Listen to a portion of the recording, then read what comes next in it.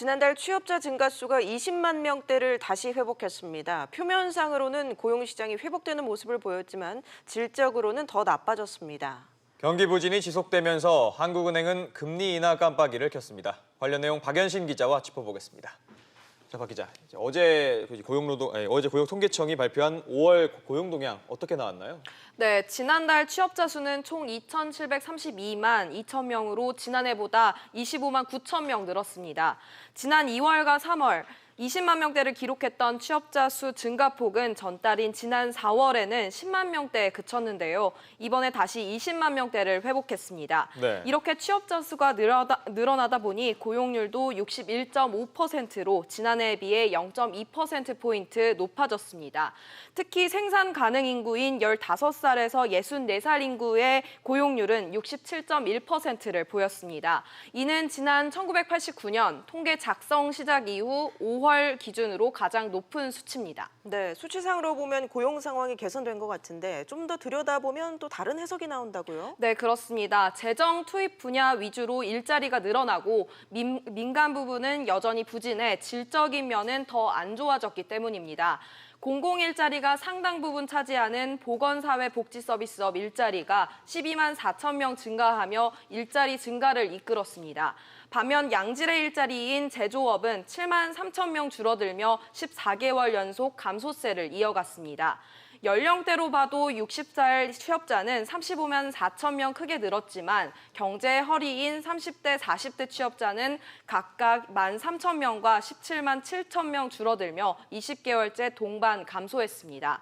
실업자 수도 큰 폭으로 증가했습니다. 지난달 기록한 실업자 수는 총 114만 5천 명으로 1년 전보다 2만 4천 명 증가했습니다. 5월 기준으로 사상 최대입니다. 실업률은 4%대로 지난해 5월과 같았는데 4%대 실업률이 고착화되지는 않을지 우려됩니다. 15살에서 29살 청년 실업률은 9.9%로 1년 전보다는 0.6%포인트 줄었습니다. 이렇게 고용 부진이 이어지고 지난 1분기 경제 성장률이 마이너스를 기록할 정도로 경기가 안 좋으면서 한국은행이 금리 인하 가능성을 시사했다면서요? 네, 그렇습니다. 어제 열린 한국은행 창립 69주년 기념식에서 이주열 총재가 기준금리 인하 가능성을 내비친 겁니다. 예. 이 총재는 기념사에서 최근 미중 부역 분쟁과 반도체 경기 등 대외 요인의 불확실성이 크게 높아졌다면서 경제 상황 변화에 따라 적절하게 대응하겠다고 밝혔습니다. 이 총재는 불과 한 달 전만 해도 금리 인하에 부정적이었지만 이번에 입장이 바뀌었습니다.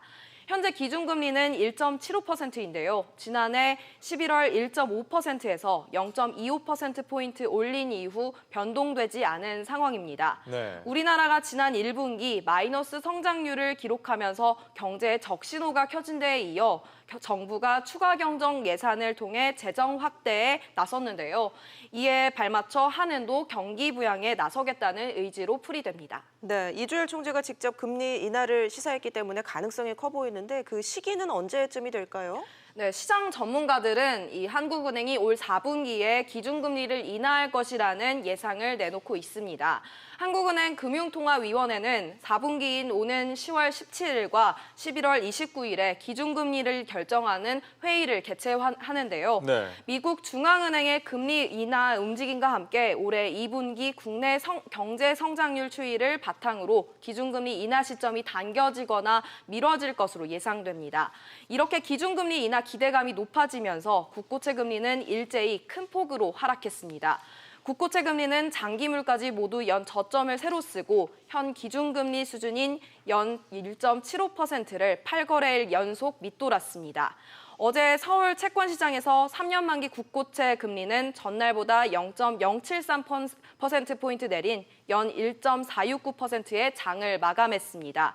지난 10일 기록한 연중 최저를 경신하면서 지난 2016년 11월 10일 1.465% 이후 2년 7개월여 만에 가장 낮은 수준을 보였습니다. 네, 알겠습니다. 박 기자 얘기 잘 들었습니다.